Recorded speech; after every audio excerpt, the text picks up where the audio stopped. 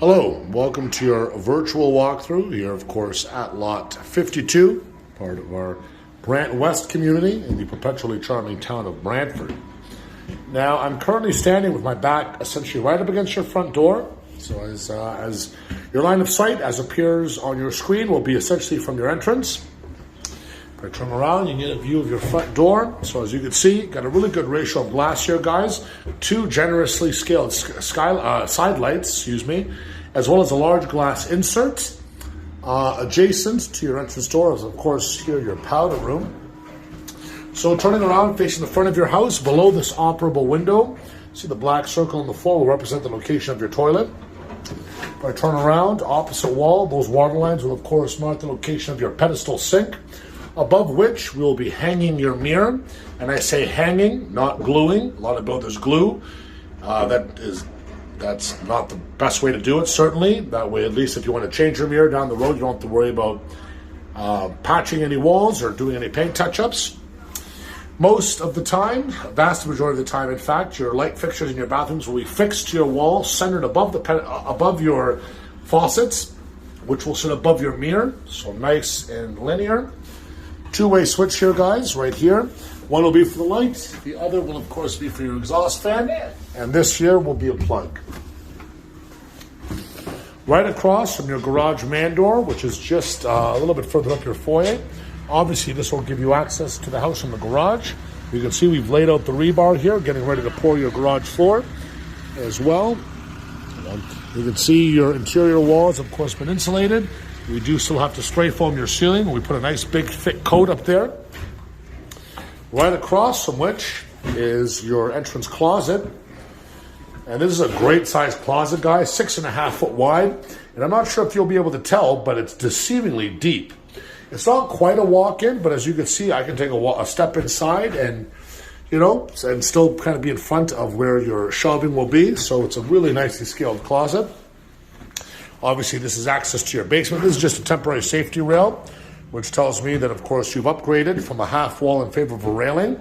Great call, guys. That's going to help open up your foyer, as well as your basement stair, giving you a little bit more space here. It's going to certainly make a big visual difference. You can see right across from your stairwell to your second floor, you have a three-way switch here. These two wires are going to mark the location of A, your thermostat, and B, your HRV control. And if you're unfamiliar with the workings of an HRV, not to worry, I'll be explaining that for you if you need it. You'll notice here in your great room, we're pretty generous with our outlets. You can see we have one here, another one there, one in the middle, plus an additional to the outside, and one on your rear wall. Plus you have another one tucked away in this corner here. Not to mention, of course, your cable Cat6 telephone location, as per your instructions during your design center appointment. Naturally, your light fixture will be centered. And you got a really good ratio of glass in the back of the house, guys. You have these two windows in your great room. They both have kind of crescent transoms. Love seeing this. I think we talked about this during your pre-construction meeting. But upgrading to the maximum allowance for glass in our dinettes, 3 panes. Again, you can see a nice sunny day. They really go a long way with allowing natural light to fill your kitchen area. Not to mention, right beside that, you do have enlarged windows. You can see here a couple of cheat notes for some of the upgrades. Breakfast bar, hardwood in your great room, of course. And the beauty about the Macintosh's dinette is you can fit a full-size dining table here, with ease, in fact. Now, we need a little bit of imagination for the balance of your kitchen.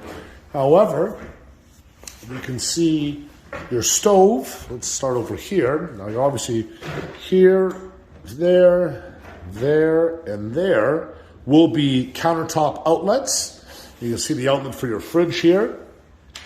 And your stove is going to be situated right here, above which you can see the plug for your microwave space saver provision, which is, of course, part of your bonus package.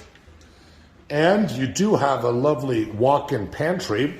And whenever we do a walk-in anything, closet or pantry, we always ensure that you get a light, and the switch for that light will be just inside. As well, you will have, of course, multiple rows of wire shelving in here. So even though, there's not a terribly huge envelope for the pantry, you will be able to get quite a bit of storage. And rest assured that not just in terms of your pantry, but all of your closets throughout the house, all of the wire shelving will be drilled into studs, ensuring that you have a nice the structural integrity of all of your shelving will be as strong as you can hope for. Take you for a walk upstairs. So you have a bit of a tiered landing here. Turn around. So we'll start on the left and work our way around. So let's call this bedroom 1. Bedroom 1 here it's got a lot to offer. It's a beautiful 3-pane window looking out to the backyard, the middle portion being operable. You can see here we do have a cable rough-in for you, as well as a telephone rough-in. And very generous with our outlets, as per usual. You can see we have 1, 2, 3, that's telephone, 4, 5, 6, which is quite a bit. Obviously, this room does have a walk-in closet as well, where you'll find your attic hatch in this instance, plus a light fixture. And of course, this bedroom does enjoy the benefit of an ensuite as well. Ensuite will be pretty straightforward, guys. The toilet will be in the corner. You have a nice big vanity right here. That means lots of lower cabinets, lots of countertop space, nice big mirror, light fixture centered above. And then in this instance, tub shower situated on your front-facing wall with the plumbing controls being here. So shower head, dial, spout, and then you can see your backflow prevention plus your toe stopper right there. So we will continue onwards. We have a linen closet here, just like your walk-in pantry. Multiple rows of wire shelving in here, all secured into studs. Now we have your second front-facing bedroom. Again, nice 2-pane operable window looking out to your backyard. Sorry, rear-facing, not front-facing, I misspoke. And you do have a nice 6.5-foot wide closet here. Nice and big, nice and wide. Lots of outlets for you. We're very generous, as I've mentioned repeatedly. Now, between here and your main bath, you have a secondary linen closet. Multiple rows of shelving again. And then, of course, you have your main bath. Similar to the ensuite we came from in 2 bedrooms ago. Toilet here, vanity here, light fixture above, as per usual. You do have an operable window looking out to your side wall, your side yard, I should say. And you do have your tub shower. In this instance, the plumbing controls are going to be on the left. Shower head, dial, spout, pardon me. Your third bedroom, this is front-facing, of course. Beautiful 3-pane window, a little bit larger in this instance. Beautiful sunny day here in Brantford.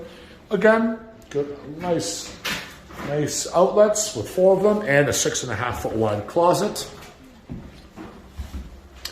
Now, your laundry room is right here.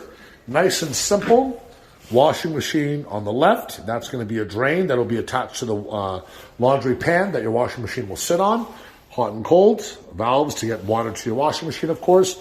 To the right will be your dryer. And there's lots of room in here, guys, should you decide to one day perhaps add some upper cabinets or some floating shelves. Lots of room to do so. 2-way switch. One will be for the light. One will be for the fan.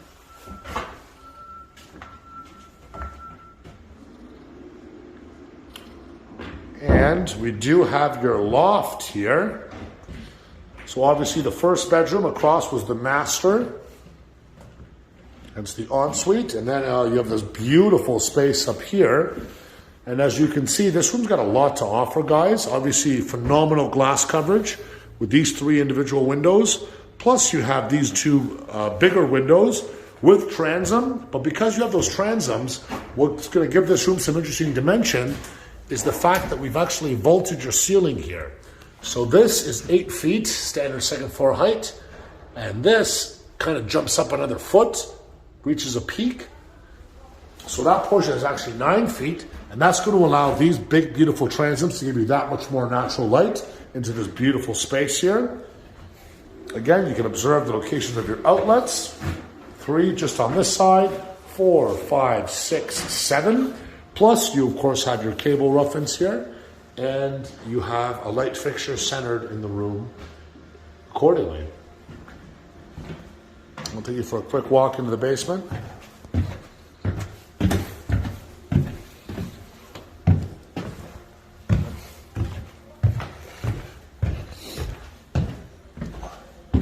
You can see, winter building, we always have to regulate heat. Sometimes people get worried about building in the winter, but that you actually have nothing to worry about. In some cases, I could argue that it might be even a little bit better because we are forced to regulate heat by virtue of these propane tanks. We're actually able to create a scenario with very consistent conditions from a heat perspective.